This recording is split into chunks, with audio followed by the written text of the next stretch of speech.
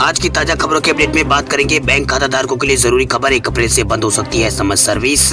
बैंकों को मिली है 31 मार्च तक की डेडलाइन। आखिर क्या है पूरी खबर बताएंगे आपको इस अपडेट में। साथ ही यहाँ पर अब आर्मी की तरह किसानों की भी होगी कैंटीन, मिलेगा एक्सपोर्ट क्वालिटी का टैक्स फ्री सामान। आखिर क्या है पूरी खबर बताएंगे आपको इस अपडेट में। साथ ही यहाँ पर अब सरकार ने कोरोना को लेकर जारी की है नई गाइडलाइन। नई गाइडलाइन में सरकार ने क्या कुछ यहाँ पर नई सख्ती यहाँ पर लागू की है बताएंगे आपको इस अपडेट में। साथ ही यहाँ पर अब सरकार के बताए बगैर प्रॉपर्टी नहीं बेच सकेंगे कर्मचारी, इस राज्य में लागू हुआ है नया नियम। आखिर क्या है पूरी खबर बताएंगे आपको इस अपडेट में। साथ ही यहाँ पर बिजली के दामों को लेकर एक बड़ी खबर आ रही है सामने, इस खबर को जानेंगे विस्तार से। साथ ही यहाँ पर भारत में एक नई कोरोना वैक्सीन का ट्रायल भी हो चुका है शुरू, इस खबर को भी जानेंगे विस्तार से। साथ ही यहाँ पर छात्र छात्राओं के लिए जरूरी खबर है। इसके अलावा पानी की बोतलें बेचने को लेकर एक नया नियम है। इसके अलावा यहाँ पर यूपीआई पेमेंट करने वाले लोगों के लिए एक जरूरी खबर है। इसके अलावा यहाँ पर हाईवे पर फास्टैग को लेकर भी एक बड़ी खबर है। इसके अलावा पबजी मोबाइल गेम लवर के लिए जरूरी खबर है, भारत में इस गेम की हो सकती है जल्द लॉन्चिंग, इस खबर को भी जानेंगे पूरे विस्तार से। साथ ही यहाँ पर सेना भर्ती को लेकर एक बड़ी खबर है। साथ ही आज की तमाम बड़ी और काम की खबरों की बात करेंगे इस अपडेट में। बात करते हैं आज की पहली बड़ी खबर की, तो आर्मी की तरफ किसानों को भी होगी कैंटीन, मिलेगा एक्सपोर्ट क्वालिटी का टैक्स फ्री सामान। मध्य प्रदेश में आर्मी कैंटीन की तर्ज पर किसानों की कैंटीन खोली जाएगी। इन कैंटीन को लेकर कृषि विभाग ने तैयारी यहाँ पर पूरी कर ली है। आर्मी कैंटीन की तर्ज पर ही किसानों को इन कैंटीन में एक्सपोर्ट क्वालिटी का सामान सस्ते दरों पर मिलेगा। इन सामानों पर किसी तरह का कोई टैक्स नहीं लगाया जाएगा। यह सामान पूरी तरीके से यहाँ पर किसानों के लिए टैक्स फ्री होंगे। ये कैंटीन प्रदेश यानी मध्य प्रदेश की 259 मंडियां यहाँ पर प्रदेश में खोली जाएगी। कृषि मंत्री कमल पटेल ने कहा है कि इससे किसानों का सम्मान बढ़ेगा। हमारे किसान आर्मी के जवानों की तरह है। लॉकडाउन में जब कुछ यहाँ पर बंद था तो किसानों ने जनता की मदद की है। उन्होंने कहा है कि हम आर्मी जैसी कैंटीन हर मंडी में किसानों के लिए उपलब्ध कराएंगे ताकि उन्हें एक्सपोर्ट क्वालिटी का जो सामान है आर्मी की तरह ही मिल सके। यह सामान बिना टैक्स का होगा और सस्ते दामों पर किसान को मिलेगा। वहीं कृषि मंत्री कमल पटेल ने बताया है कि मंडी में आने वाले किसानों के लिए स्वास्थ्य सुविधाओं का भी ध्यान रखा जा रहा है। इसके लिए अब यहाँ पर खरीद के दौरान मंडी में अधिकारियों को यहाँ पर गेट पर ही खड़ा होकर किसानों को हाथ जोड़कर अभिनंदन और सम्मान का करेंगे। इसके साथ ही मंडी में पहुँचने वाले किसानों के लिए स्वास्थ्य सुविधाओं की भी यहाँ पर उपलब्ध कराई जाएगी। हर मंडी में अटल क्लिनिक खोला जा रहा है। इस क्लिनिक में डॉक्टर मंडी में आने वाले किसानों की जाँच करेंगे। यदि कोई उनमें अगर बीमारी है या दिक्कत होती है तो उसका इलाज यहाँ पर सरकार की तरफ से फ्री किया जाएगा। चलिए बात करते हैं अगली बड़ी खबर की, तो एसबीआई, एचडीएफसी और आईसीआईसीआई बैंक ग्राहकों के लिए जरूरी खबर, 1 अप्रैल से बंद हो सकती है एसएमएस सर्विस। बैंकों को मिली है 31 मार्च तक की डेडलाइन। भारतीय दूरसंचार नियामक प्राधिकरण यानी ट्राई ने शुक्रवार को 40 ऐसी चूक करने वाली डिफॉल्टर इकाइयों को नोटिस जारी किया है जो बार बार याद दिलाने के बावजूद भी बल्क एसएमएस को लेकर लागू किए गए नियमों को पूरा नहीं कर रहे हैं। वहीं इकाइयों में देश का सबसे बड़ा सरकारी और प्राइवेट बैंक और एचडीएफसी और यहाँ पर आईसीआईसीआई बैंक और महिंद्रा, कोटक और एलआईसी इसमें शामिल है। इन इकाइयों के बारे में कई बार यहाँ पर बताया जा चुका है। इस मुद्दे पर अपना रुख खड़ा करते हुए ट्राई ने कहा है कि डिफॉल्ट करने वाली इकाइयों को इन नियमों को 31 मार्च 2021 तक पूरा करना होगा। ऐसा नहीं होने पर 1 अप्रैल 2021 से उनका ग्राहकों के साथ संचार बाधित हो सकता है। वही ट्राई ने बयानों में कहा है कि प्रमुख इकाइयां कंपनियों के नियामकीय अनिवार्यताओं को पूरा करने के लिए समुचित अवसर दिया जा चुका है। उपभोक्ताओं को नियामकीय लाभ और यहाँ पर उपभोक्ताओं को नियामकीय लाभ से और वंचित नहीं रखा जा सकता है। इसी मद्देनजर तय किया गया है कि यदि 1 अप्रैल से कई संदेश नियामक की जरूरत का अनुपालन नहीं करता है तो प्रणाली द्वारा इसे रोक लिया जाएगा।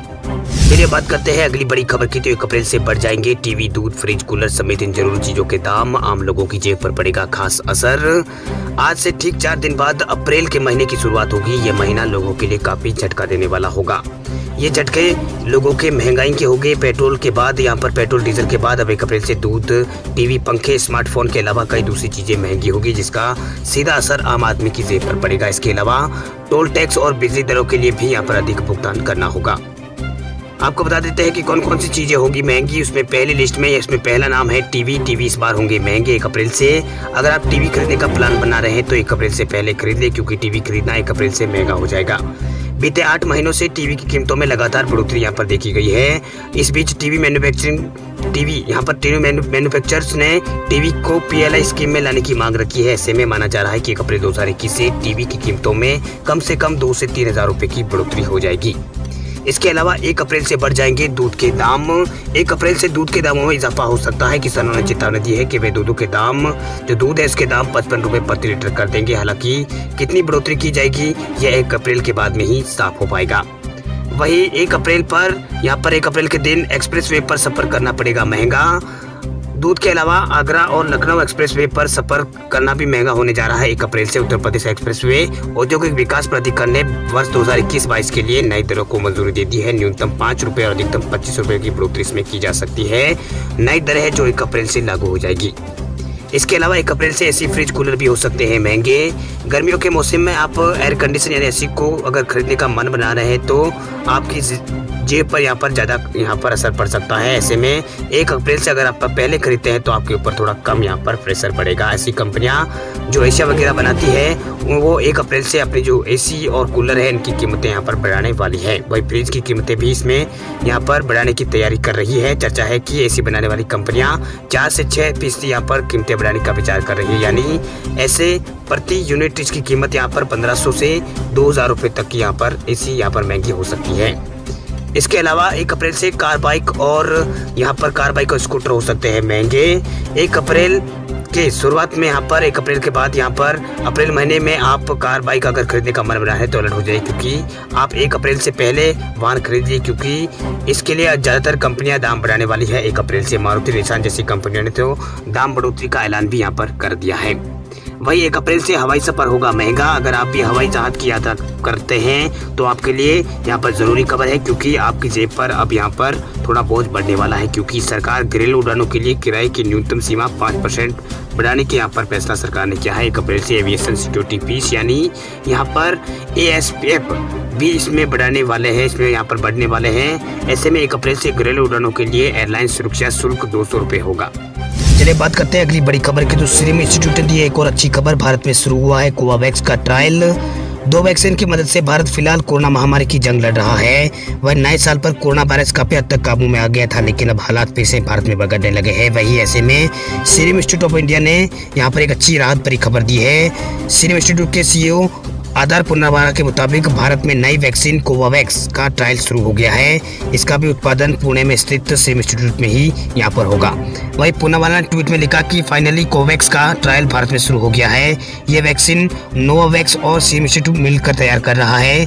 इसका ट्रायल अफ्रीकन और UK वेरिएंट पर भी किया गया है। कुल मिलाकर देखें तो 89% तक ये प्रभावी है। पहली उम्मीद जताई जा रही थी कि नोवावैक्स जून तक वैक्सीन को बाजार में लॉन्च कर देगा, लेकिन शनिवार को पुनावाला ने बताया कि ये सितंबर 2021 तक लॉन्च होने की उम्मीद है। वैसे ये सीरम इंस्टीट्यूट की दूसरी वैक्सीन है जिसे drug controller general of India ने ट्रायल की मंजूरी यहाँ पर दे दी है।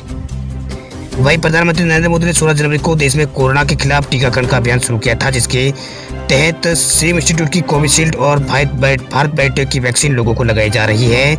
वैसे सबसे पहले भारत सरकार ने स्वास्थ्य कर्मियों और फ्रंटलाइन वर्गों को वैक्सीन की डोज यहाँ पर लगवाई है। इसके बाद बुजुर्गों को और 45 साल से ऊपर के गंभीर बीमारी से ग्रस्त व्यक्तियों का यहाँ पर नंबर आया। अब 1 अप्रैल से यहाँ पर 45 साल से ऊपर के सभी लोगों को वैक्सीन भारत में लगाई जाएगी। साथ ही अब तक भारत में यहाँ पर लाखों डोज दूसरे देश में भारत यहाँ पर सप्लाई कर चुका है। चलिए बात करते हैं अगली बड़ी खबर की। तो PUBG गेम की लॉन्चिंग की हो रही है भारत में तैयारी, फैंस को जल्द मिल सकती है खुशखबरी। भारत में PUBG मोबाइल गेम की लॉन्चिंग की तैयारियां तेज हो गई है। गेम बनाने वाली कंपनी का कहना है कि वे इसके लिए भारत सरकार से बातचीत कर रही है। PUBG मोबाइल के दीवानों का इंतजार बस अब खत्म होने जा रहा है। गेम बनाने वाली कंपनी क्रॉपटॉन का कहना है कि भारत सरकार के साथ उसकी बातचीत चल रही है। क्रॉपटॉन के यहाँ पर डेवलपर हेल्थ ने कहा है कि हम चाहते हैं कि PUBG जल्द से जल्द भारतीय बाजार में आए, लेकिन इसके लिए रीलॉन्चिंग डेट अभी यहाँ पर नहीं बताई जा सकती। वही इंडियन गेमर्स कॉन्फ्रेंस 2021 में बोलते हुए उन्होंने कहा है कि भारत में इस गेम को स्पेशल डिज़ाइन और नए डेवलपमेंट के साथ यहाँ पर लॉन्च किया जाएगा।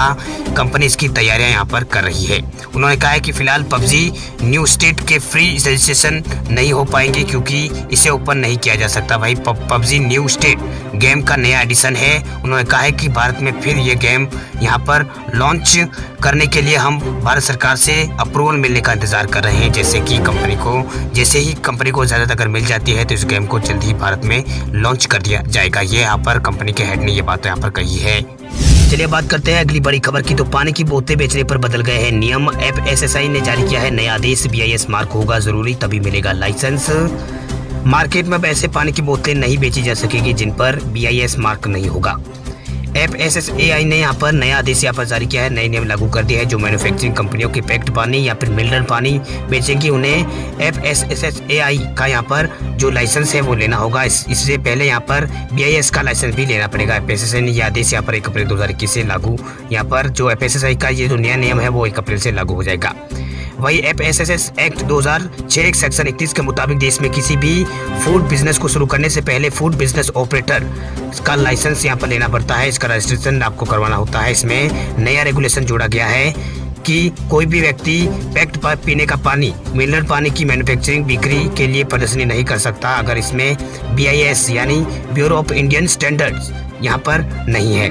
वही इन मैन्युफैक्चरिंग को अगर यहाँ पर बिजनेस के लिए FSSAI से सर्टिफिकेट यहाँ पर रजिस्ट्रेशन चाहिए तो सबसे पहले उन्हें BIS का सर्टिफिकेट हासिल करना होगा। FSSAI ने कहा है कि सभी फूड बिजनेस ऑपरेटर्स जो पैक्ड पीने का पानी यहाँ पर मिनरल बोतल या फिर दूसरे कुछ वो बेचते हैं, उन्हें नए लाइसेंस के लिए अप्लाई करना चाहते हैं तो सबसे पहले अनिवार्य रूप से उन्हें BIS का लाइसेंस की कॉपी, फिर यहाँ पर FOSCEOC का ऑनलाइन सिस्टम पर उसे लेटर की कॉपी प्रस्तुत करनी होगी। उस इसमें BIS लाइसेंस की एप्लीकेशन की रिकॉर्डिंग की बात हो।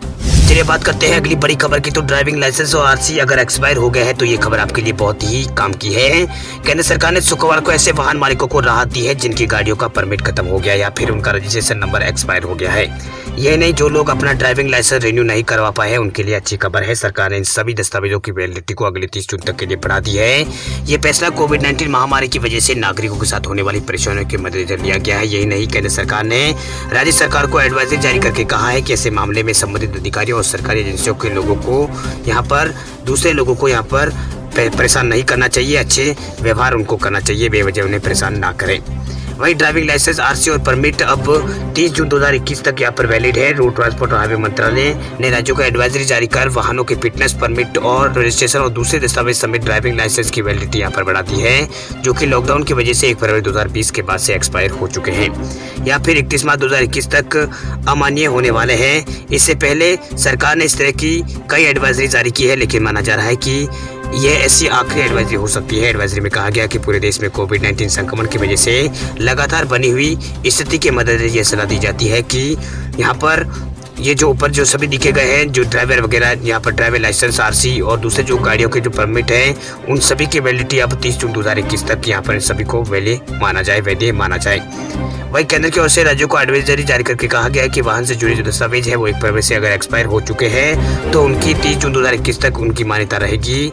वही यहाँ पर ई-फॉर्मेट्स अथॉरिटी से कहा गया है कि 30 जून तक उन दस्तावेजों को उसी तरह वैध माने जो पहले थे। वही ट्रांसपोर्ट और हाईवे मंत्रालय ने कहा है कि इससे नागरिकों को परिवहन से जुड़ी सेवाओं का इस्तेमाल में मदद मिलेगी। केंद्र की ओर से कहा गया है कि इस संबंध में यह एडवाइजरी आखिरी हो सकती है। इसने राज्य सरकारों से कहा है कि उसी तरह जो यहाँ पर उन्होंने आदेश किया है उसी तरह इसका पालन करें। चलिए बात करते हैं देश भर के कोरोना आंकड़ों की। तो भारत में कोरोना की दूसरी लहर का कहर जारी। 24 घंटों में आए 62,000 नए कोरोना के केस, 291 लोगों की हुई है 24 घंटों में मौत। भारत में जानलेवा कोरोना वायरस संक्रमण की दूसरी लहर ने दस्तक दे दी है। देश भर में एक बार फिर कोरोना के केसों में बढ़ोतरी देखी जा रही है। वही 161 दिन बाद रिकॉर्ड में पहली बार यहाँ पर 62,000 से ज्यादा कोरोना के नए केस भारत में एक दिन में दर्ज हुए हैं। वही स्वास्थ्य मंत्रालय की ओर से जारी किए गए ताजा आंकड़ों के अनुसार पिछले 24 घंटों में 62,258 नए कोरोना के केस भारत में दर्ज किए गए हैं। वही 291 लोगों की इस दौरान 24 घंटों में जान गई है। हालांकि 30,386 लोग कोरोना से ठीक हुए भी हुए हैं। इससे पहले 16 अक्टूबर 2020 को भारत में 62,212 कोरोना के नए केस दर्ज किए गए थे। वही कुल मामलों की संख्या भारत में 1,19,08,000 के आसपास हो गई है। वही कुल डिस्चार्ज किए हुए मामलों की संख्या 1,12,55,000 हो गई है। कुल एक्टिव केसों की संख्या भारत में 4,52,000 पार हो गई है। कुल मामलों की संख्या 1,61,241 हो गई है। वहीं भारत में अब तक 5,81,00,000 लोगों को कोरोना की डोज दी जा चुकी है। एक समय ऐसा था जब भारत में कोरोना संक्रमण के केसों की संख्या घटने लगी थी।